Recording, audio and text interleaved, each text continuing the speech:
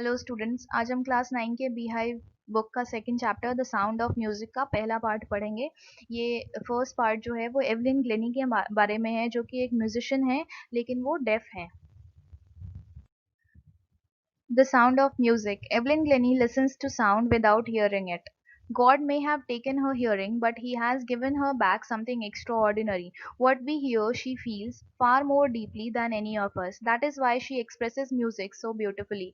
और ये जो वर्ड्स है ये एवलिन ग्लेनी के बारे में किसी ने कहा है, और उस इंसान ने कहा है कि एवलिन ग्लेनी जो है वो इतना अच्छा म्यूजिक इसलिए प्रोड्यूस कर पाती हैं, बजा पाती हैं, क्योंकि वो म्यूजिक को फील करती हैं। हम तो सिर्फ म्यूजिक को सुन सकते हैं, लेकिन वो म्यूजिक को एक्चुअल में फील करती हैं। और भले ही भगवान ने उनसे हियरिंग कैपेसिटी जो है वो छीन ली है, उनकी सुनने की क्षमता छीन ली है, लेकिन उसके बदले में उनको कुछ बहुत ही डिफरेंट दिया है, और इसी एबिलिटी की वजह से वो म्यूजिक को इतनी अच्छी तरीके से एक्सप्रेस कर पाती हैं। Rush hour crowds jostle for position on the underground train platform। तो ये एक ट्रेन प्लेटफॉर्म का सीन है जहाँ पे बहुत ज़्यादा भीड़ है, और भीड़ भाड़ में लोग एक दूसरे को धक्का दे रहे हैं जगह के लिए। रश आवर का मतलब है सबसे बिजिएस्ट आवर, सबसे busy time. A slight girl, looking younger than her 17 years, was nervous yet excited as she felt the vibrations of the approaching train। और एक पतली सी छोटी सी लड़की उसी प्लेटफॉर्म पे खड़ी है, और वो दिखने में वो है तो 17 ईयर्स की, लेकिन दिखने में उससे कहीं ज़्यादा यंग लगती है। एंड वो नर्वस है और साथ साथ एक्साइटेड भी है, और जैसे जैसे वो फील कर पा रही थी कि ट्रेन उसकी तरफ आ रही है, ट्रेन की वाइब्रेशन जो फील कर पा रही थी, उससे वो और ज़्यादा नर्वस और एक्साइटेड हो गई।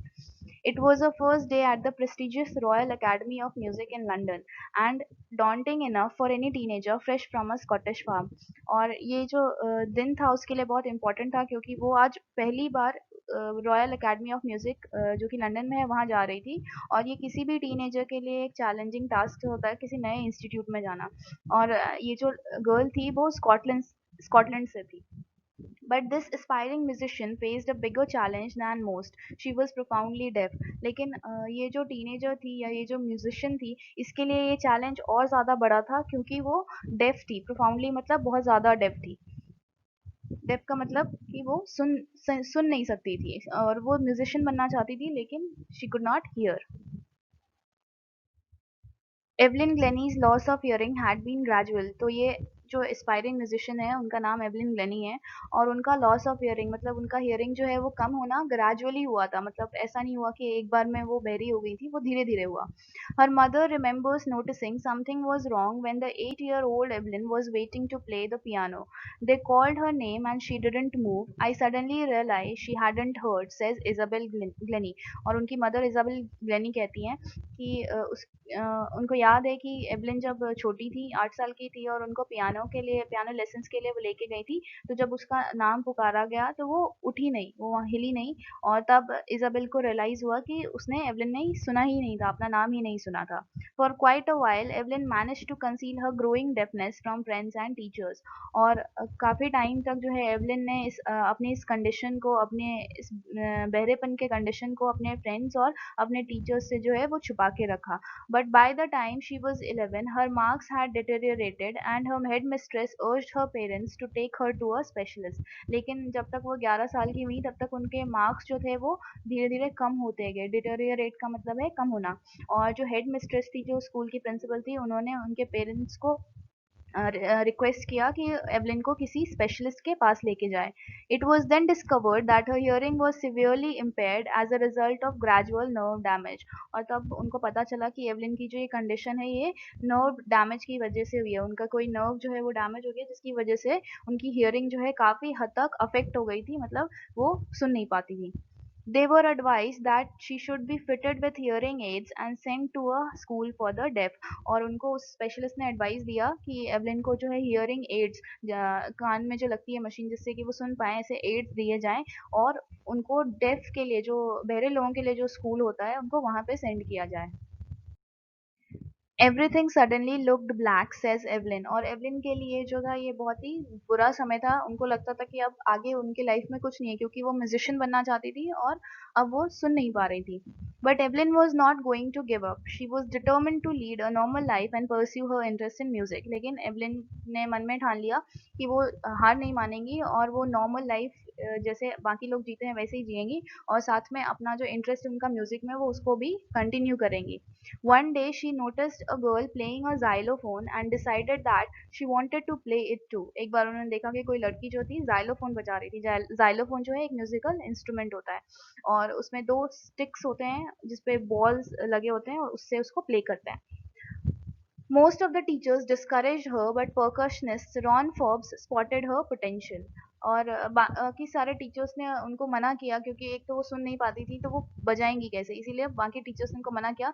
लेकिन एक परकशनिस्ट थे रॉन फॉर्ब्स, उन्होंने देखा कि एवलिन में पोटेंशियल है, उनमें कैपेसिटी है म्यूजिशियन बनने की, और उन्होंने उनको एनकरेज किया। परकशनिस्ट का मतलब होता है ऐसे लोग जो परकशन इंस्ट्रूमेंट्स बजाते हैं। परकशन इंस्ट्रूमेंट्स हो गए जैसे आपका तबला या ढोलक, जिसपे आप हाथ रख के उसको पीट के बजाते हो। He began by tuning two large drums to different notes. Don't listen through your ears, he would say. Try to sense it some other way. और वो जो रॉन फोर्ब्स थे उन्होंने एवलिन को एक तरीके से गाइड किया। दो लार्ज बड़े ड्रम्स उन्होंने ट्यून किए और एवलिन को कहा कि अपने कानों की तरह कानों से सुनने की कोशिश मत करो, किसी और वे में इसको सेंस करो, इसको महसूस करो। Says Evelyn, suddenly I realized I could feel the higher drum from the waist up and the lower one from the waist down. और सडनली एवलिन ने रियलाइज किया, उनको महसूस हुआ कि जो हायर ड्रम का जो बीट था, जो नोट था, वो अपने वेस्ट अब अपनी कमर से ऊपर का जो बॉडी पार्ट है उसमें वो महसूस कर पा रही थी, और जो लोअर ड्रम था उसको वो वेस्ट डाउन मतलब कमर से नीचे अपने लेग्स के थ्रू उसकी वाइब्रेशंस को वो फील कर पा रही थी। Forbes repeated the exercise and soon Evelyn discovered that she could sense certain notes in different parts of her body. और फिर उसके बाद रॉन फॉर्ब्स ने यही एक्सरसाइज बार बार रिपीट किया और एवलिन को पता चला कि अलग अलग बॉडी पार्ट से वो अलग अलग नोट्स, अलग अलग धुन जो है या अलग अलग वाइब्रेशंस वो फील कर पा रही थी। I had learned to open my mind and body to sounds and vibrations. The rest was sheer determination and hard work. और वो कहती हैं कि फिर उन्होंने अपना माइंड और अपनी बॉडी को जो है डिफरेंट साउंड्स और वाइब्रेशंस की तरफ ओपन कर ली, सब कुछ वो महसूस करने लगी। और बाकी जो उनका काम था, जो प्रोसेस था म्यूजिशियन बनने का, वो सिर्फ उनकी मेहनत थी, हार्ड वर्क था, और साथ में डिटर्मिनेशन। डिटर्मिनेशन का मतलब है निष्ठा अपने काम के प्रति। She never looked back from that point onwards. और उस दिन के बाद से, रॉन फोर्ब्स की उस एडवाइस के बाद से, उन्होंने कभी पीछे मुड़ के नहीं देखा। She toured the United Kingdom with a youth orchestra and by the time she was 16 she had decided to make music her life. और वो यूनाइटेड किंगडम जो है उसके अराउंड उन्होंने एक टूर किया अपने ऑर्केस्ट्रा के साथ। ऑर्केस्ट्रा का मतलब होता है एक बैंड। और ये सब उन्होंने तब किया जब वो 16 इयर्स की थी, और उसके बाद उन्होंने डिसाइड किया कि म्यूजिक ही जो है वो उनका पैशन है और वो उसी को परस्यू करेंगी। She auditioned for the Royal Academy of Music and scored one of the highest marks in the history of the Academy. और उन्होंने जो रॉयल अकेडमी ऑफ म्यूजिक जो कि लंदन में है, जो एक बहुत ही प्रेस्टिजियस रिस्पेक्टेड इंस्टीट्यूट है, वहाँ पे उन्होंने ऑडिशन किया और उन्होंने हाईएस्ट मार्क्स स्कोर किए, जो कि एकेडमी की हिस्ट्री में ऐसा बहुत कम हुआ है। She gradually moved from orchestral work to solo performances. और उसके बाद जो है वो धीरे धीरे वो जो ऑर्केस्ट्रा में जैसे काम करती थी उसको छोड़ के वो धीरे धीरे अकेले सोलो परफॉर्मेंसेस देने लगी। At the end of her 3-year course, she had captured most of the top awards. और अपने 3 years के 3 साल के कोर्स में वहाँ पे अकेडमी में उन्होंने बहुत सारे टॉप के अवार्ड्स भी जीते। And for all this Evelyn won't accept any hint of heroic achievement. और उन्होंने इतना कुछ किया है अपनी ज़िंदगी में, लेकिन अभी भी वो बहुत ही हम्बल हैं, बहुत ही डाउन टू अर्थ हैं। If you work hard and know where you are going you will get there, and she got right to the top, the world's most sought after multi percussionist with a mastery of some 1,000 instruments and hectic international schedule। और वो कहती हैं कि अगर आप को पता है कि आप कहाँ जा रहे हो, अगर आपको अपना गोल पता है, तो आप उसके लिए अगर हार्ड वर्क करोगे तो आप ज़रूर वहाँ तक पहुँच पाओगे। और वो जो है वहाँ पर पहुँची उस टॉप पे पहुँची, और उसके बाद जो है वो सबसे सॉफ्ट आफ्टर मतलब सबसे ज़्यादा प्रचलित, सबसे ज़्यादा। और अब जो है एवलिन वो थाउजेंड्स ऑफ इंस्ट्रूमेंट्स पे मास्टरी हासिल कर चुकी हैं, और बहुत सारे वो परकशन इंस्ट्रूमेंट्स बजाती हैं, और साथ ही साथ इंटरनेशनल टूर्स भी करती हैं। तो उनका जो शेड्यूल है, उनका जो टाइम टेबल है, बहुत ही हेक्टिक है, बहुत ही बिजी है। It is intriguing to watch Evelyn function so effortlessly without hearing. और जो राइटर है वो कहती हैं कि एवलिन को इस तरीके से म्यूजिक परफॉर्म करते हुए देखना काफी दिलचस्प है कि वो बिना सुने हुए कैसे इतना अच्छा म्यूजिक जो है वो बजा सकती हैं। In our 2 hour discussion she never missed a word. वो कहती हैं कि 2 घंटे के ये जो इंटरव्यू था इसमें उन्होंने एक वर्ड भी मिस नहीं किया। Men with bushy beards give me trouble. और एवलिन कहती हैं कि वो आदमी जिनके जिनकी दाढ़ी होती है वो उनसे उनको दिक्कत होती है क्योंकि वो उनका फेस जो है वो रीड नहीं कर पाती हैं। आपने सुना होगा कि जो डेफ पीपल हैं वो लिप्स रीड कर पाते हैं। हमारा माउथ कैसे मूव कर रहा है वो वैसे इमेजिन करते हैं कि शायद ये वर्ड्स जो हैं वो हमारे माउथ से आ रहे होंगे। It is not just watching the lips, it's the whole face, specially the eyes. और एवलिन कहती हैं कि वो सिर्फ लिप्स नहीं होता है, हम पूरे फेस को वॉच करते हैं और खास करके आंखें जो कि बहुत सारा इमोशंस बता देती हैं। She speaks flawlessly with a Scottish lilt. और जो एवलिन है वो काफ़ी फ्लॉलेसली बिना किसी फॉल्ट या मिस्टेक के बात कर सकती हैं, वो बोल सकती हैं। और उनके लैंग्वेज में एक स्कॉटिश लिल्ट है। लिल्ट का मतलब होता है एक तरीके का एक्सेंट, तो वहाँ स्कॉटलैंड का एक्सेंट जो है उनके स्पीच में है। My speech is clear because I could hear till I was 11 she says. और वो कहती है कि मैं इसलिए बोल सकती हूँ या क्लियरली बोल सकती हूँ क्योंकि 11 साल तक मैं अच्छे से सुन सकती थी। But that doesn't explain how she managed to learn French and master basic Japanese. लेकिन ये इस चीज़ को एक्सप्लेन नहीं करता है कि उन्होंने फिर फ्रेंच और जापानीज ये दोनों लैंग्वेजेस जो थे इन पे भी मास्टरी हासिल की। As for music she explains it pours in through every part of my body. और वो कहती हैं कि जो म्यूजिक है वो अपने हर बॉडी पार्ट के थ्रू म्यूजिक को फील कर पाती हैं। It tingles in the skin, my cheek bones and even in my hair. चाहे वो उनका स्किन हो, चाहे वो उनके बोन्स हो या फिर उनका हेयर हो, उन सब चीज़ों में उनको म्यूजिक फ्लो होता हुआ महसूस होता है। When she plays the xylophone she can sense the sound passing up the stick in to her finger tips. और ये जो जैसे अब वो जाइलोफोन बजाती हैं तो उसके जो स्टिक्स हैं उसके थ्रू अपने फिंगर टिप्स के थ्रू अपनी उंगलियों के थ्रू वो वाइब्रेशंस उनको या वो साउंड जो है उनको पास होते हुए महसूस होता है। By leaning against the drums she can feel the resonances flowing into her body.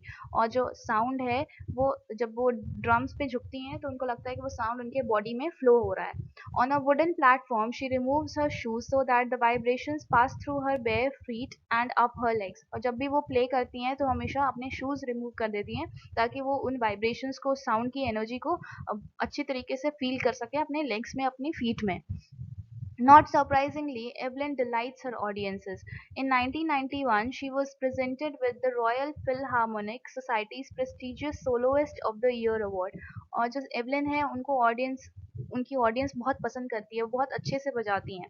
और 1991 में उनको जो है रॉयल फिलहार्मोनिक सोसाइटी से एक बहुत ही प्रेस्टिजियस, बहुत ही रिस्पेक्टेड अवार्ड मिला था। सोलोइस्ट का मतलब होता है सिंगल प्लेयर जो अकेले बजाता है। Says master percussionist James Blades, God may have taken her hearing, but he has given her back something extraordinary. What we hear, she feels far more deeply than any of us. That is why she expresses music so beautifully. और James bless जो कि एक और master percussionist हैं, percussion instrument बजाते हैं, वो कहते हैं कि भगवान ने भले ही उनकी हियरिंग की कैपेसिटी जो है वो ले ली है, सुनने की क्षमता भगवान ने उनसे छीन ली होगी, लेकिन उसके बदले में उनको कुछ बहुत ही अद्भुत मिला है। और इसी की वजह से जो म्यूज़िक है हम सुन पाते हैं लेकिन वो म्यूज़िक को फ़ील कर पाती हैं और इसीलिए वो उसको बहुत अच्छे से इतना डीपली तरीके से इतने सुंदर तरीके से वो एक्सप्रेस कर पाती हैं इस म्यूज़िक को। Evelyn confesses that she is something of a workaholic. Evelyn ये मानती हैं ये बात कि वो एक वर्कोहॉलिक है। एक वर्कोहॉलिक ऐसा इंसान होता है जो बहुत ज़्यादा काम करता है। I have just got to work often harder than classical musicians. और वो कहती हैं कि मुझे जो क्लासिकल म्यूजिशियंस हैं उनसे ज़्यादा मेहनत करनी पड़ती है, but the rewards are enormous. लेकिन उसके बदले मुझे जो रिवॉर्ड्स मिलते हैं वो बहुत ज़्यादा बड़े होते हैं। Apart from the regular concerts, Evelyn also gives free concerts in prisons and hospitals. She also gives high priority to classes for young musicians. और वो सिर्फ रेगुलर कॉन्सर्ट्स नहीं करती हैं, वो ऐसे भी कॉन्सर्ट्स करती हैं जो फ्री होते हैं, जो कि वो जेल्स में या फिर हॉस्पिटल्स में परफॉर्म करती हैं। और साथ ही साथ वो यंग म्यूजिशियंस को एक तरीके से ट्रेन करने में या उनकी क्लासेस लेने में भी काफ़ी ज़्यादा इंटरेस्टेड होती हैं। Anne Richland of the Beethoven Fund for Deaf Children says she is a shining inspiration for deaf children. They see that there is nowhere that they cannot go. और एन रिचलन जो कि Beethoven fund for def children ऐसी संस्था को चलाती हैं, वो कहती हैं कि डेफ चिल्ड्रन के लिए, जो बहरे बच्चे हैं उनके लिए एवलिन एक बहुत बड़ा इंस्पिरेशन है, क्योंकि वो एवलिन को देख के ये मानते हैं कि अगर एवलिन कर सकती हैं तो वो भी कर सकते हैं। मतलब डेफ होना जो है म्यूजिक लर्न करने के बीच में नहीं आता है। Evelyn Glennie has already accomplished more than most people twice her age. Evelyn ने अभी तक जो भी अचीव किया है वो बहुत ही यंग एज में अचीव किया है। She has brought percussion to the front of the orchestra and demonstrated that it can be very moving. उन्होंने percussion जैसे इंस्ट्रूमेंट्स को जो है ऑर्केस्ट्रा के सामने लेके आई हैं, वो स्टेज के सामने लेके आई हैं, और ये भी प्रूव किया है कि percussion वाले इंस्ट्रूमेंट्स भी जो है डीपली मूविंग हो सकते हैं, मतलब वो दिल को छू सकते हैं। She has given inspiration to those who are handicapped, people who look to her and say, if she can do it, I can. And not the least, she has given enormous pleasure to millions. और साथ ही साथ उन्होंने बहुत सारे handicapped बच्चों में भी और हैंडीकैप्ड लोगों में भी एक न्यू इंस्पिरेशन एक तरीके से उन्होंने जगाया है कि अगर एवलिन डेफ होके म्यूजिक बजा सकती हैं तो ऐसी कोई भी चीज़ नहीं है जो वो लोग नहीं कर सकते हैं। और साथ ही साथ अपने जो ऑडियंसेस हैं, अपने जो फैंस हैं, उनको उन्होंने बहुत अच्छा म्यूजिक जो है वो प्रोड्यूस करके दिखाया है और उनको सुनाया है। तो मतलब म्यूजिक के थ्रू उन्होंने अपने ऑडियंसेस को प्लेजर दिया है।